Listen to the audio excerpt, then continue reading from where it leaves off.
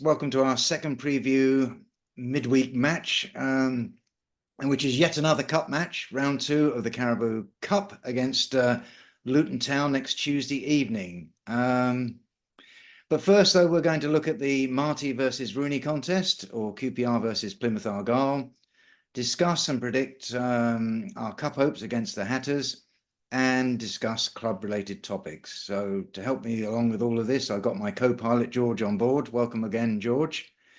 Thank you, Brian. As I said, I'm shocked we're doing another cup preview, to be honest. I thought we'd win the trophy after winning the first round.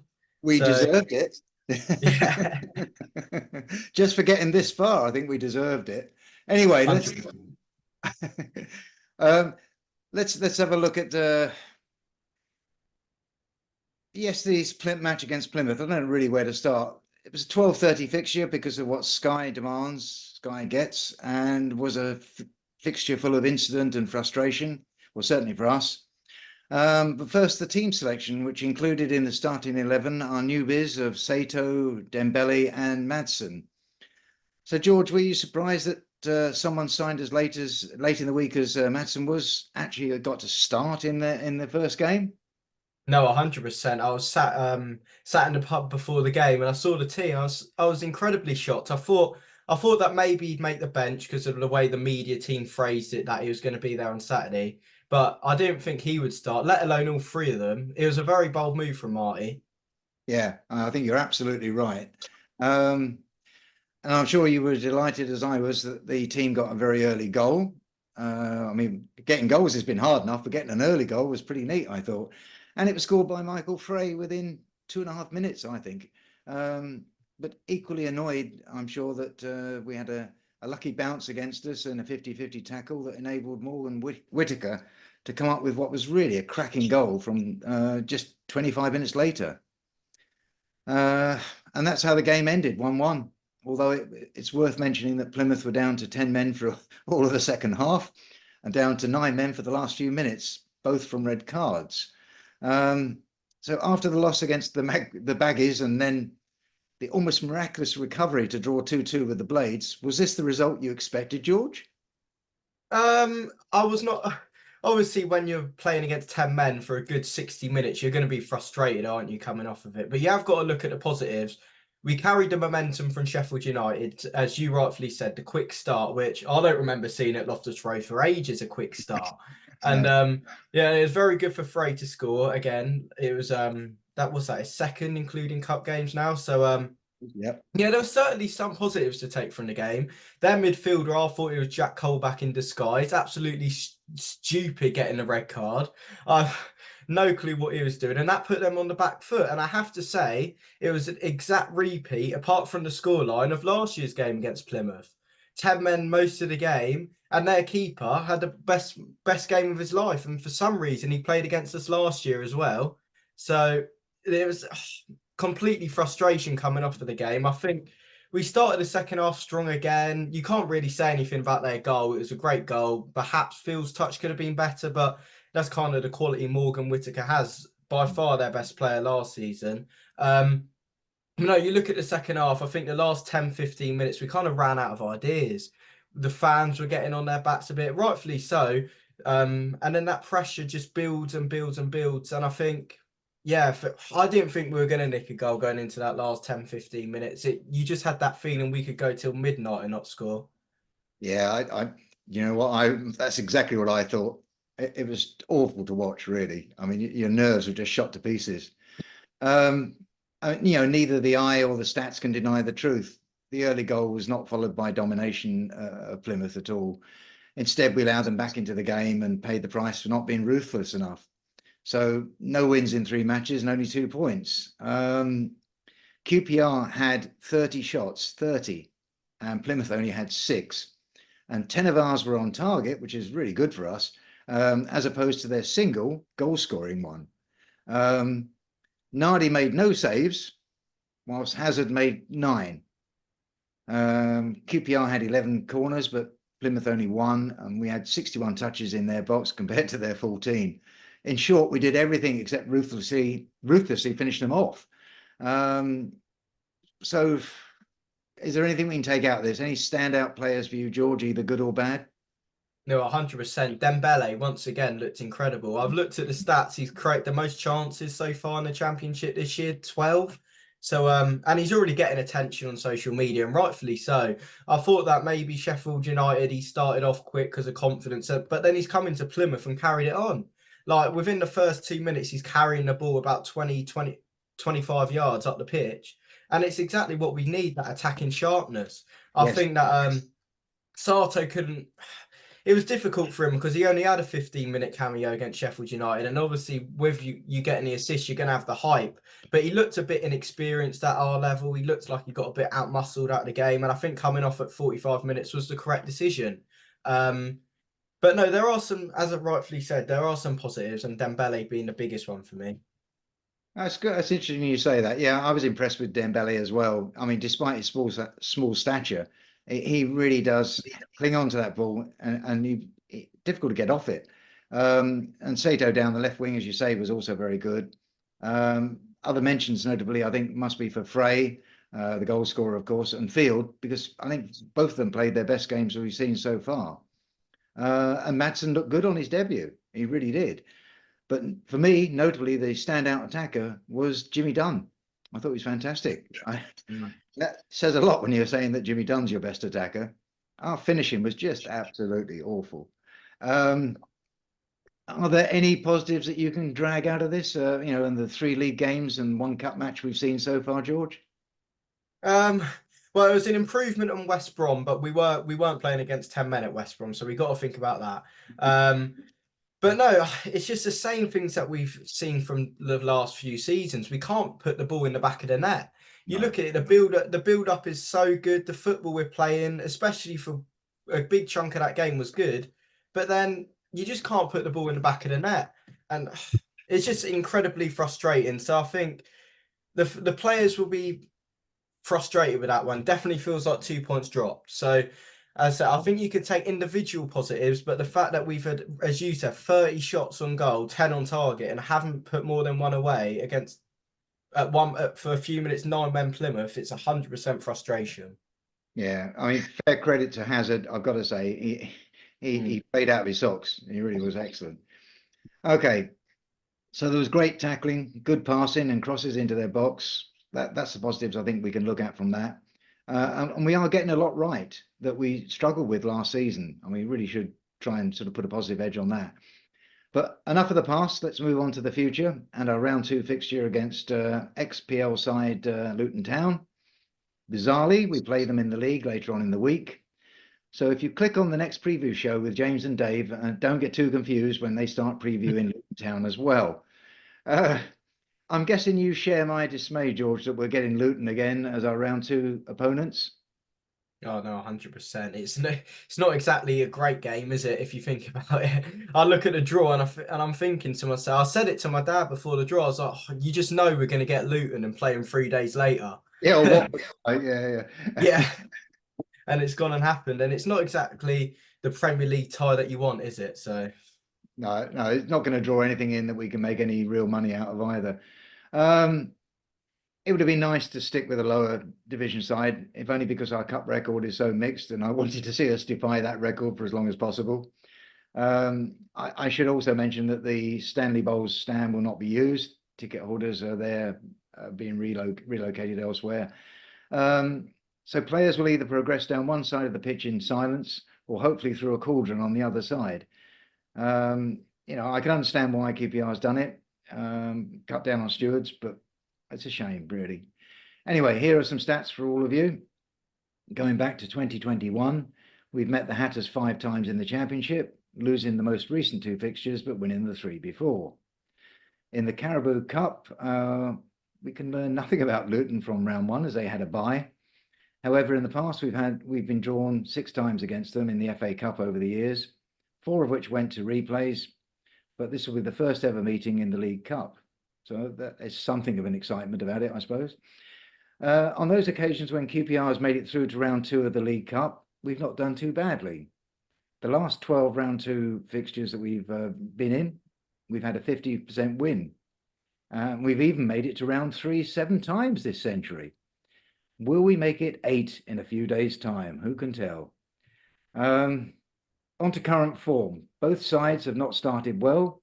Luton have got a single point from a goalless draw with Portsmouth, having lost 4-1 to Burnley and lost 1-0 to Preston. That was yesterday. So, George, will Marty play the best starting 11, do you think? I think I asked you that last time, but I think each time I've no idea what he's going to do. No, I don't think he'll start the strongest starting 11. But then again, a bit like Cambridge, I don't think he's going to play all the youth because you don't want to have bad momentum going into the other Luton game. But it's a really hard one because you don't want to play your best players and say, heaven forbid, we do end up going 2-3-0 up. They're just going to decide to go through them players and hope that they can't play on Friday. So momentum is a big thing, and I can't think of a time we've ever played a team within 3 days. So I don't know whether it's exciting or difficult to judge. Luton, they haven't won a game this season. What's it called? They've looked quite flat, to be honest. They didn't start the season off well, did they? But saying that, it was against Burnley. But Preston, they've got a new manager in for what, the third time this season. There's no excuses that you shouldn't be getting at least a point out of that. So I think there is an opportunity to progress. Good. That's the positiveness I need to hear after. I mean, for sure, the club will have had someone watching the Luton game against Portsmouth and probably the one against Preston as well. And hopefully Marty's got enough from that and the videos to make the right selections for, who's available. I'd expect a few from the bench to start, possibly based upon their suitability for whatever Marty's tactics turn out to be. That could mean starts for Dykes or Seller instead of Frey, and involve Walsh, Santos, and Morrison. I honestly think Morrison will come in instead of Cook to give him a rest. But perhaps not Sato or Varane. I don't know. Varane may get a go. I don't know. If we want to cover more, and I agree with you. I think that there will be also a sprinkling of development in there as well. So, George, based upon the cup-related data that I provided and the limited cup current form which we provided, what is your prediction for this match and why? So I've gone for a 0-0 draw in this one. I think it'll be a cagey affair. Both teams, obviously, they'll want to win the game, go carrying the momentum, as I said, but they won't want to be risking anything because they've got each other 3 days later. And I know I keep saying that, but it's a crazy thought.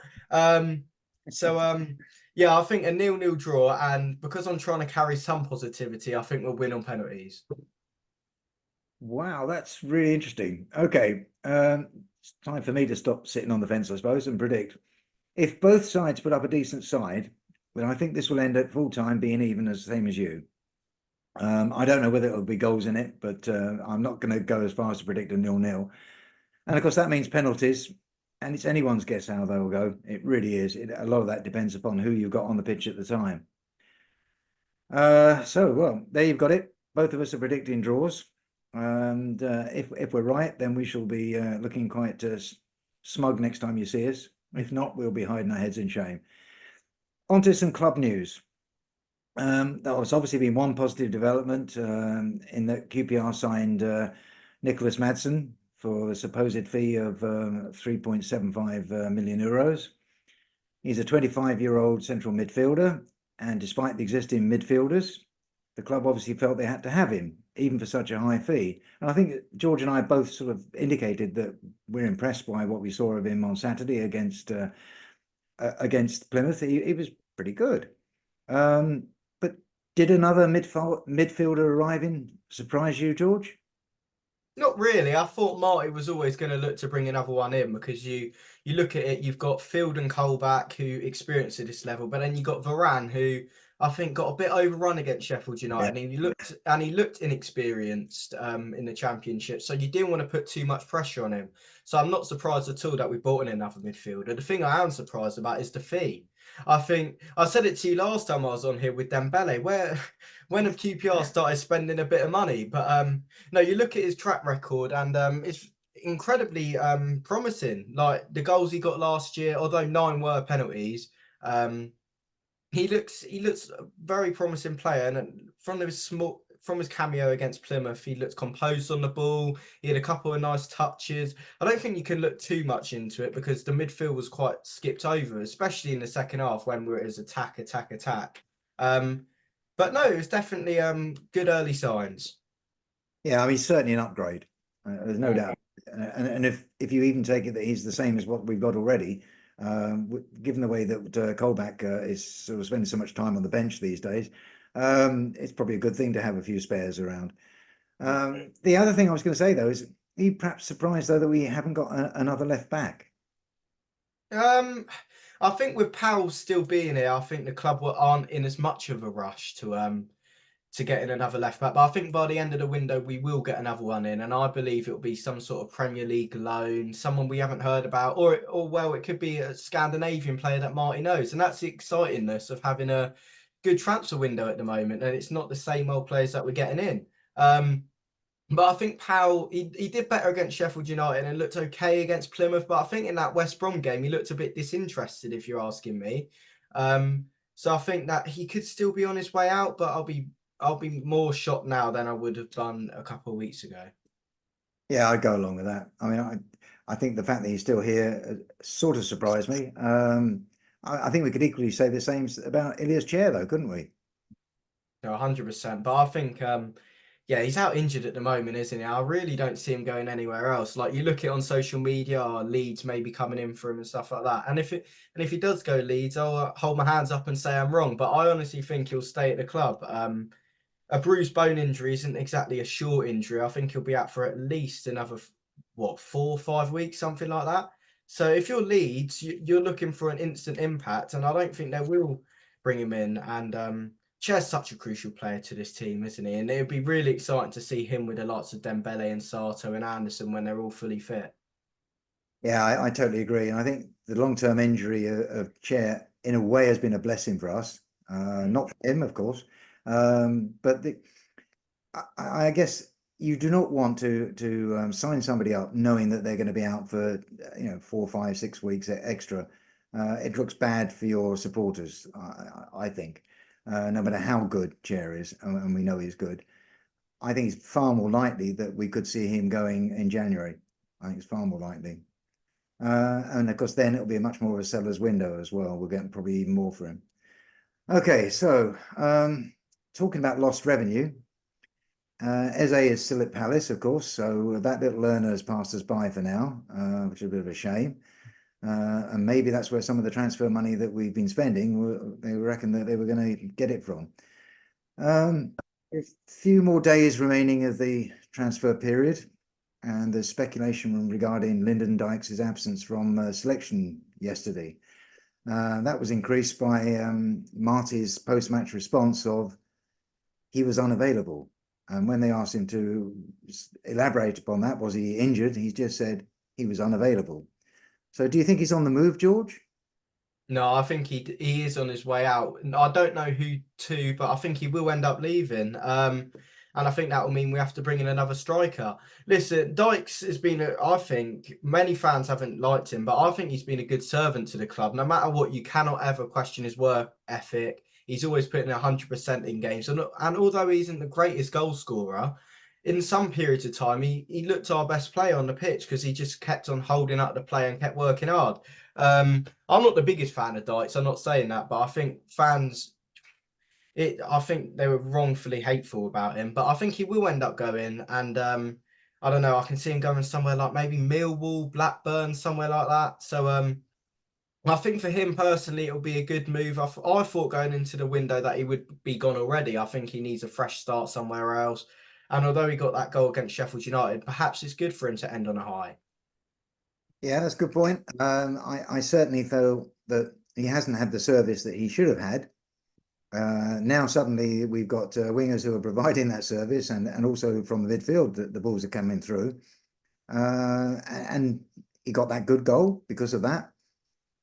Who knows? Things may change now, and players like Seller, who rely on that sort of feed, and Frey, they may well get the benefits that Dykes is not going to get the benefit of himself. And yeah, and I've heard Millwall mention the Blackburn, and even going back to Scotland. So, but it's all conjecture, and we've got a few more days to go, and I'm sure that QPR being QPR, lots of things are going to change in the next few days. No, Anyway, our time is up. So can I thank you, George, for your contribution as always? Excellent. Thanks, James, for editing, and remind all of you that Dave and James will be previewing the championship match against Luton Town next. That's the championship one. So goodbye from George and myself. Come on, you R's. Come on, you R's. We know who we are. You know who we are. We are QPR.